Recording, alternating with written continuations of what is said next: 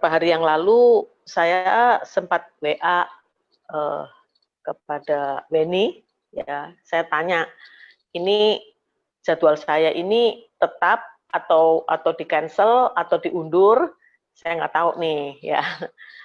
Weni bilang, saya sebetulnya ragu-ragu gitu kan, mau nanyain ibu karena kan takutnya ibu nggak siap, ya karena baru ditinggal oleh suami. Dan saya katakan sih, justru saat-saat seperti sekarang ini, buat saya nih, saya perlu untuk lebih banyak melayani. Ya, ada di dalam dia dan firman-Nya di dalam kita. Itu yang memberi kekuatan buat saya. Ya, jadi ternyata penting banget kita selalu keep in touch dengan Tuhan. Jadi tentang iman, ya nggak ada habisnya kalau kita berbicara tentang iman. Dan ayat yang saya akan bahas dan saya bacakan untuk saudara pada malam hari ini, yang pertama-tama itu tertulis di dalam surat Efesus pasal 6, Efesus pasal 6 ayatnya yang ke-10. Efesus pasal 6 ayatnya yang ke-10. Saya akan membacakan untuk saudara-saudara semua, saudara-saudara boleh mendengar dan menyimak. Demikian firman Tuhan. Akhirnya, hendaklah kamu kuat di dalam Tuhan, di dalam kekuatan kuasa-Nya. Sekali lagi, akhirnya hendaklah kamu kuat di dalam Tuhan, di dalam kekuatan kuasa-Nya. Jadi di sini Tuhan ingin memberikan penekanan kepada kita, hendaklah kita kuat di dalam Tuhan, hendaklah kita kuat di dalam kekuatan kuasa-Nya. Jadi kalau kita membaca ayat 10 ini, saudara, Efesus pasal 6, artinya tuh perjuangan kita yang membutuhkan kekuatan, ya, perjuangan kita yang membutuhkan kekuatan adalah untuk tetap tinggal di dalam Dia dan firman-Nya di dalam kita. Saya teringat apa yang Tuhan Yesus ucapkan di dalam Injil Yohanes pasalnya ke-15, ayatnya yang ke-4, 5b dan 7a. Saya akan bacakan untuk saudara. Yohanes pasal 15 ayat 4, di situ dikatakan, tinggallah di dalam aku dan aku di dalam kamu. Ayat 5b, Yohanes pasal 15. Barang siapa tinggal di dalam aku dan aku di dalam dia. Ayat yang ke-7a, Yohanes pasal 15. Jikalau kamu tinggal di dalam aku dan firmanku tinggal di dalam kamu, mintalah apa saja yang kamu kehendaki dan kamu akan menerimanya. Jadi di sini kuncinya adalah bagaimana kita bisa berjuang, mempertahankan, berjuang agar supaya kita tetap ada tinggal bersama-sama dengan Tuhan. Jangan menyimpang ke kanan, jangan menyimpang ke kiri. Kita kuat ketika kita ada di dalam Tuhan. Jadi saudaraku yang dikasih oleh Tuhan, kalau kita bisa kuat, saudara, itu bukan karena kita kuat, tapi ketika kita menjaga, ya, menjaga hati kita, pikiran kita untuk tetap tinggal di dalam Dia, maka kita memiliki kekuatan yang luar biasa, ya, saudaraku, supaya kita menjadi kuat, tetap kokoh ada di dalam Tuhan, tetap kuat. Yang namanya orang bisa menjadi kuat itu kan lewat proses. Nggak mungkin tiba-tiba saja kita tuh menjadi kuat, saudara. Saya pada tahun 2016 itu operasi ganti panggul yang kanan. Kemudian tahun 2018 setelah 2 tahun ganti panggul lagi yang kiri. Lalu saudaraku ternyata prosesnya memang nggak terlalu jelek, tetapi tetap masih lemah kaki saya.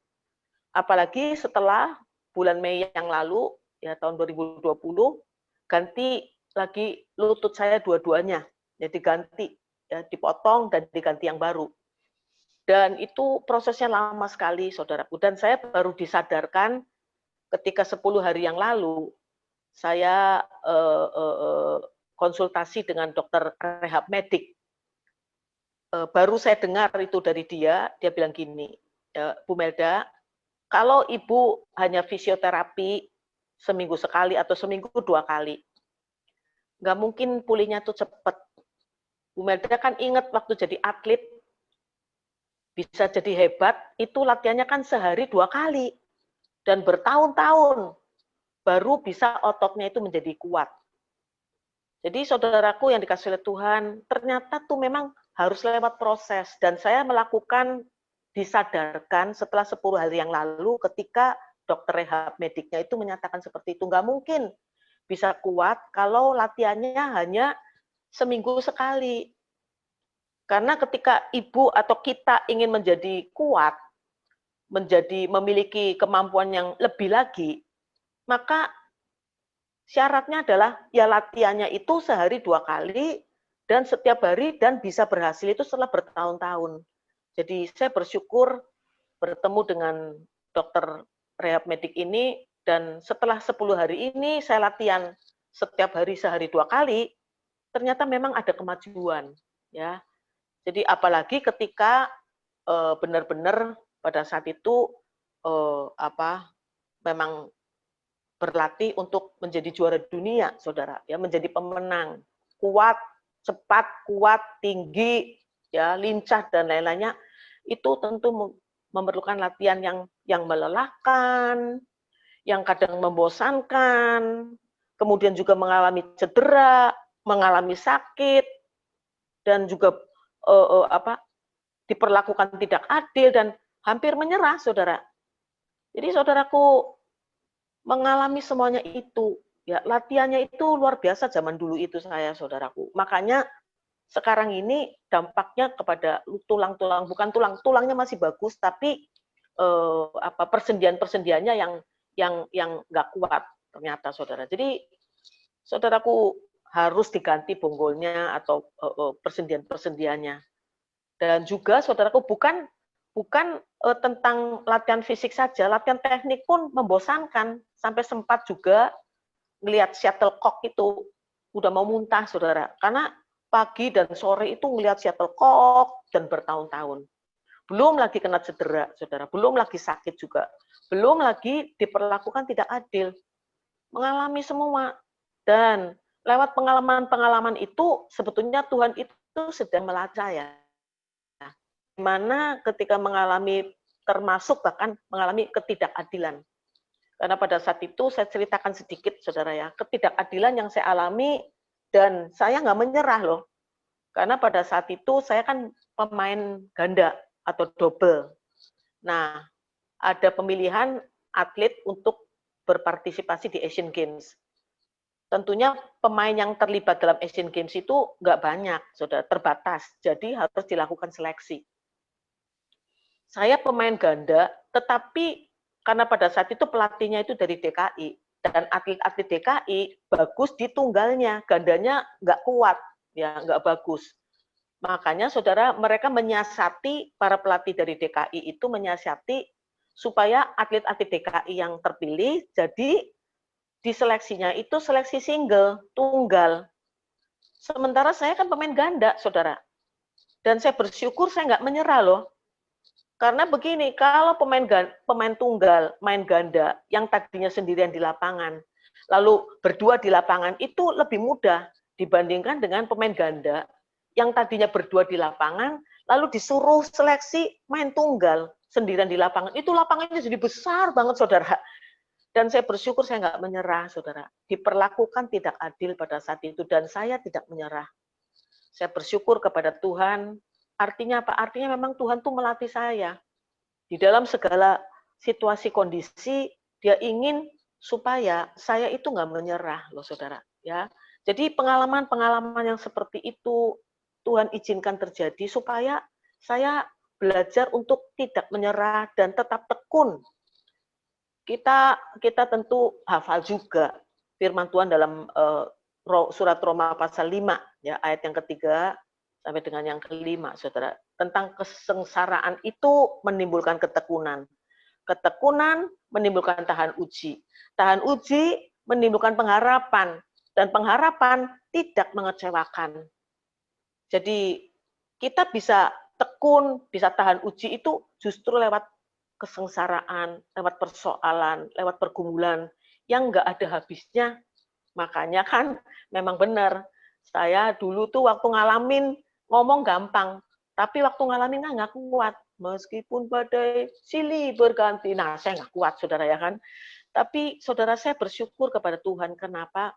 Karena janji Tuhan itu kepada saudara-saudara dan saya, janji Tuhan, firman Tuhan itu tidak pernah berubah.